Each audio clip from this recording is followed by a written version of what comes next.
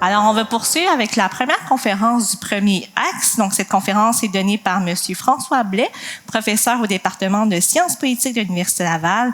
Il a également siégé à l'Assemblée nationale à titre de député de Charlesbourg et de ministre du gouvernement du Québec, où il était, entre autres, responsable de l'emploi et de la solidarité sociale, ainsi que de l'éducation et de l'enseignement supérieur. Le professeur Blais a consacré une grande partie de sa carrière à la recherche et à la réflexion sur les moyens de renforcer les liens de solidarité au sein de nos sociétés, en mettant la lumière notamment sur la façon dont différents acteurs, qu'ils soient du secteur public, privé ou de la société civile, peuvent collaborer de manière complémentaire pour résoudre les défis sociaux complexes auxquels nous sommes confrontés. La conférence du professeur Blais porte sur la complémentarité des rôles pour une solidarité sociale, conférence qui met à la table au panel qui suivra après la pause. Mesdames et messieurs, veuillez accueillir M. Blais.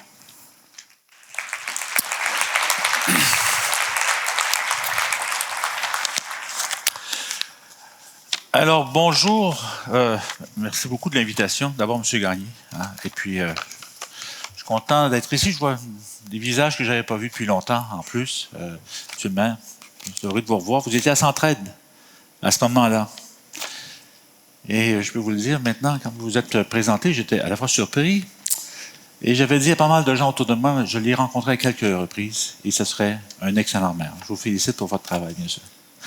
Écoutez, c'est un sujet très complexe. J'aurais aimé faire simple aujourd'hui, mais c'est un sujet très complexe qui nous déchire aussi. Il y a des enjeux politiques sur cette question de la complémentarité ou de la non-complémentarité entre la philanthropie et puis les autres formes de solidarité. Parce que la philanthropie, la culture du don, c'est une forme de solidarité. On se comprend bien.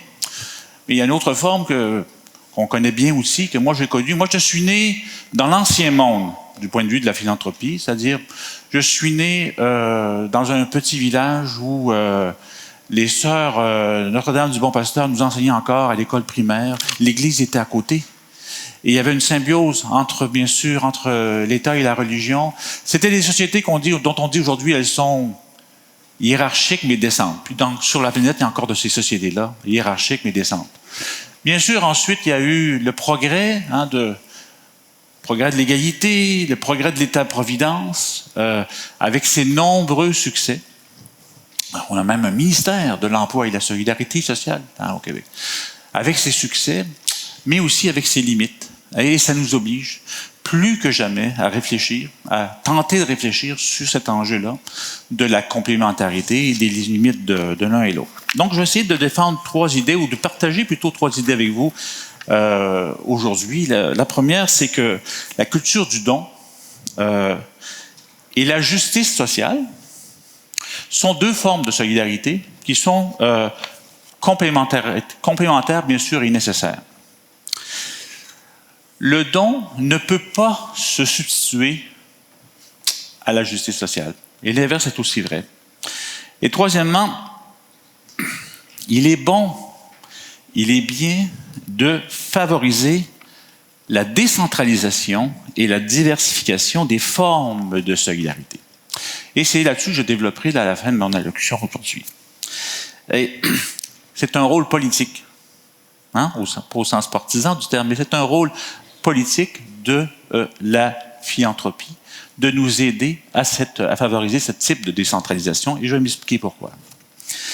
Alors, donc, de quoi parle-t-on? On va simplifier quelques concepts très clairs. Ça ne sera pas compliqué, vous allez voir.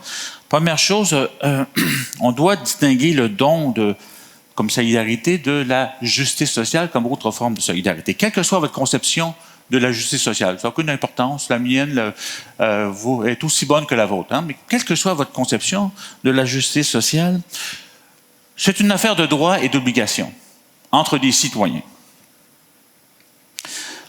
On dit souvent, c'est la vertu cardinale des institutions politiques, la justice sociale. La bienfaisance, c'est tout d'abord une vertu individuelle ou associative qui est tournée dans le but de faire du bien, bien sûr, et de donner, dans certains cas, on l'espère, un sens plus respectable à notre vie. Donc, la justice, elle se distingue clairement, très clairement de la culture du don, du fait qu'elle ne repose pas sur l'adhésion volontaire des membres de la société. Un gouvernement peut faire quelque chose de bien, de bon pour sa société, même s'il n'est pas appuyé par une majorité, par exemple. Vous me suivez? Si c'est juste et s'il peut le faire, ça sera juste, mais on souhaite bien sûr qu'il y ait l'appui en démocratie, l'appui de la population, mais il n'y a pas besoin de l'avoir. Une société peut être juste, vous me suivez bien, hein? Une société peut être juste même si l'adhésion volontaire n'y est pas. C'est comme ça. Vous comprenez tout de suite que ce n'est pas la même chose dans le cas de la philanthropie. Pour garder tout son sens, le geste doit être volontaire et non contraint de l'extérieur. Avec ça, on a tout ce qu'il faut pour faire un bout de chemin. Alors, les limites du don. Moi, je le connais bien parce que, bien sûr, j'ai grandi dans un discours de développement de l'État-providence où on ne cessait que de rappeler les limites du don et de la bienfaisance. Mais certains sont portés à penser que la justice sociale, ça, c'est une vertu de solidarité qui est supérieure à l'autre. Aujourd'hui, à notre époque, c'est une affaire d'égalité, la justice, entre les personnes. C'est une affaire de neutralité de l'État, une certaine neutralité de l'État, et c'est une affaire de droits et d'obligations. La personne qui se sent lésée aujourd'hui, dans ses droits, dans ses obligations, elle peut revendiquer, elle peut se lever et elle peut voter. Bien sûr, ce n'est pas le cas, vous comprenez, de la philanthropie, de la bienfaisance.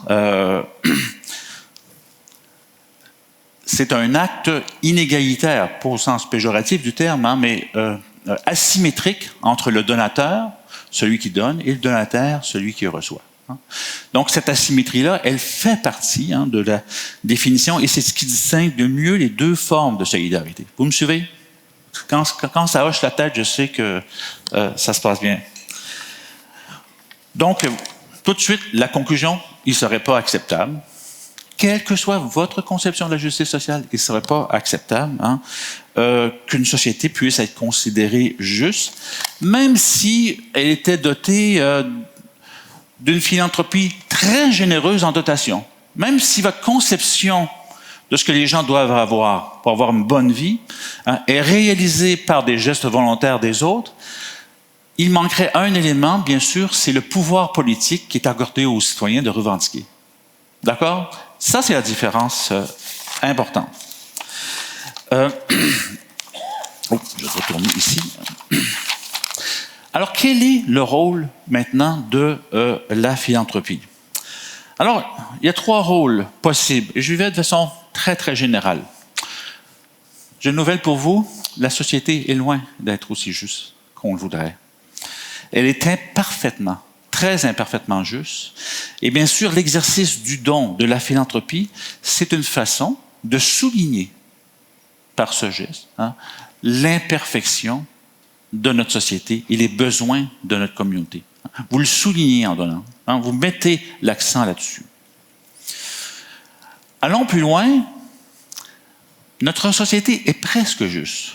Elle a beaucoup progressé. Admettons ce point de vue-là.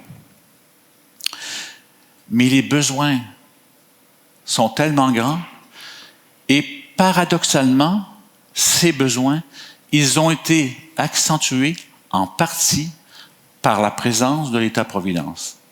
C'est-à-dire que les formes de solidarité du passé que j'ai connues, de ces sociétés hiérarchiques et décentes, les formes de solidarité du passé se sont écroulées et on vit dans des sociétés extrêmement individualistes, avec immensément de personnes qui vivent seules et dont certaines sont complètement désaffiliées socialement.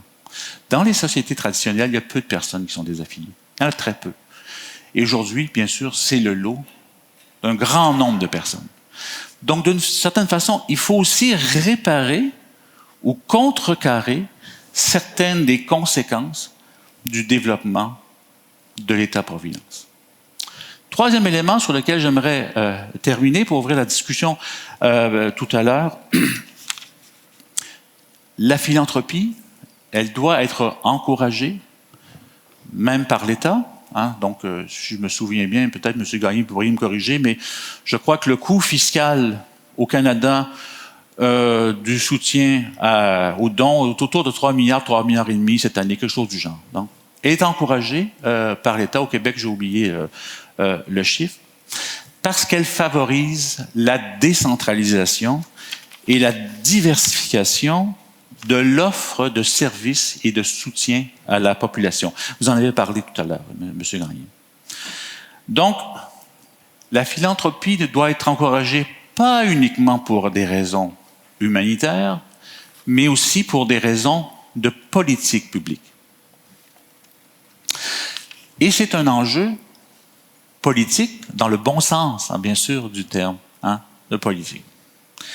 Les États modernes qui sont soucieux de justice sociale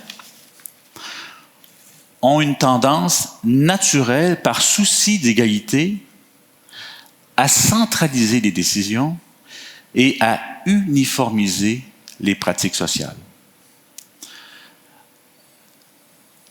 Ils détiennent, ces États modernes, un certain monopole dans la définition des besoins et de la mise en place des services dans la société. Cette situation n'est pas idéale. Je ne veux pas vous donner plus d'importance que vous en avez, mais cette situation n'est pas idéale. Si les États sont les seuls à détenir le pouvoir de coercition, c'est normal qu'ils détiennent ce pouvoir, ce monopole de pouvoir, ils ne doivent pas être les seuls à définir le bien commun, à définir ce que c'est que la justice. Et là, c'est votre rôle. Ce pouvoir est trop important. Il est démesuré et il n'est pas libre de risque d'arbitraire, parce que les États aussi peuvent parfois être arbitraires. Donc, il est important que d'autres acteurs sociaux liés au projet d'une solidarité élargie, comme vous, puissent participer au débat, mettre au défi, objectivement bien sûr, mettre au défi le gouvernement en développant des nouvelles pratiques d'entraide différentes de celles des gouvernements et qui peuvent, par exemple, satisfaire davantage les minorités.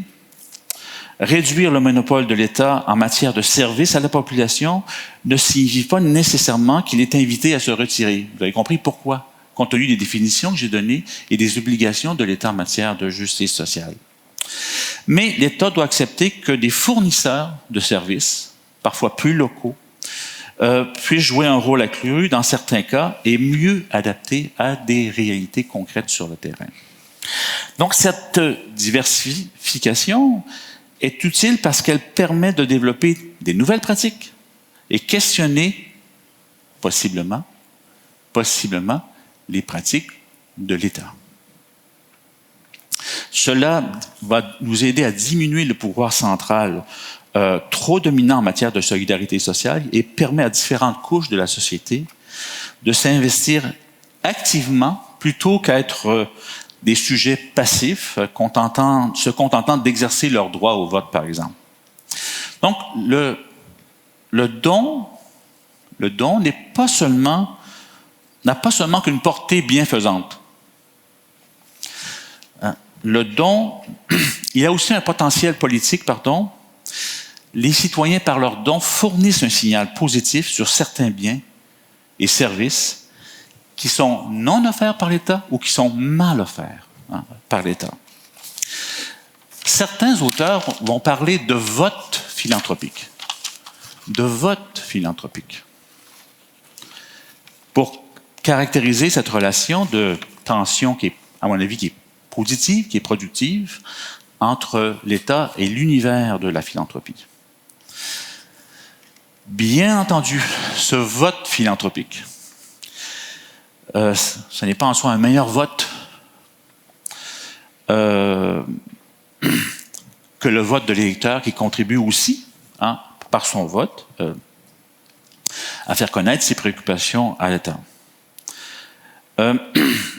Mais ce vote philanthropique concret, il permet, encore une fois, cette diversification qui est une bonne chose. Alors, il y a deux objections, il reste encore un tout petit peu de temps, il y a deux objections possibles, récurrentes, un peu à ce que je viens de vous proposer. La première, c'est que, oui, cette diversification, c'est bien, c'est joli, mais ce n'est pas compatible avec le traitement égalitaire entre les personnes. Et là-dessus, il faut simplement, et au Québec, c'est encore plus important de le rappeler, je crois, l'égalité n'exige pas l'uniformité. Si je me rends ici dans une vieille voiture ou en prenant le 800, l'important, c'est que j'ai pu me déplacer. Donc, je ne me suis pas déplacé de manière égale à une autre personne, mais je me suis déplacé et j'ai pu réaliser ce que j'avais à faire ici. Vous me suivez bien? Égalité, ça ne signifie pas uniformité. Et ça, c'est un des examens les plus difficiles que l'on doit faire pour faire la promotion de cette nécessaire diversification. Je vous laisse y réfléchir. On aura peut-être l'occasion d'en parler tout à l'heure avec le panel. Et le deuxième critique récurrente sur le sujet d'un État qui finalement subventionne d'une certaine façon la philanthropie, c'est que le vote philanthropique dont j'ai parlé, il est très inégalement réparti entre nous. Il y a ceux qui peuvent faire davantage parce qu'ils ont les ressources économiques pour le faire. Il y a ceux qui peuvent faire moins. Et dans certains cas, ceux qui ont énormément de ressources peuvent aussi, sans le vouloir, probablement nuire aussi, ou imposer de façon trop lourde leur vision des choses. Alors, c'est un problème réel, c'est un débat réel. C'est la raison pour laquelle, bien sûr, préférable de vivre dans une société où il y a une certaine égalité économique que dans une société qui est extrêmement inégalitaire. M. le maire nous l'a rappelé tout à l'heure. Donc, en conclusion sur la complémentarité des rôles, le don, sous toutes ses formes, et M. Gaillet a très bien illustré ces formes plus tôt, on comprend maintenant, ne peut se substituer à nos obligations de justice. Et encore une fois, quelle que soit votre conception de la justice sociale, le don ne peut se substituer à cela. Parce qu'il est par essence, et il doit rester par essence volontaire, il établit cette relation asymétrique entre un donateur et un donataire. Cependant, il y a trois grandes formes de complémentarité possibles. Ou bien l'État est assez injuste, et là, il y a beaucoup à faire pour aider. Ou l'État s'est beaucoup amélioré, mais en s'améliorant, il a créé en partie une crise dans les formes de solidarité du passé, auxquelles il faut essayer de répondre. Et il y a cette idée que j'ai voulu proposer aujourd'hui au panel, cette idée de nécessaire diversification dans l'offre de services à la population. Pour terminer, je n'ai pas parlé, et ça ne m'intéressait pas vraiment de parler de la question de l'instrumentalisation du don. C'est-à-dire, je suis né encore une fois à une époque qui a connu les progrès de l'égalité, des débats importants sur la justice sociale et ses institutions, et qui regardait toujours avec un œil un peu suspicieux la philanthropie, en essayant toujours de dévoiler derrière les gestes philanthropiques un geste intéressé. Sincèrement, ça a assez peu d'importance pour évaluer la qualité d'un geste que de savoir exactement quelle est la nature de l'intention. Même chose pour la justice sociale. Il y a des États qui posent des gestes qui sont favorables à la justice sociale. Parfois, leur intention est parfaitement intéressée, gagner leur prochaine élection, et parfois, bien sûr, ils aspirent à améliorer notre monde et à y contribuer. Je vous souhaite une excellente journée. Je serai heureux de participer, bien sûr, aux échanges avec le panel. Merci beaucoup.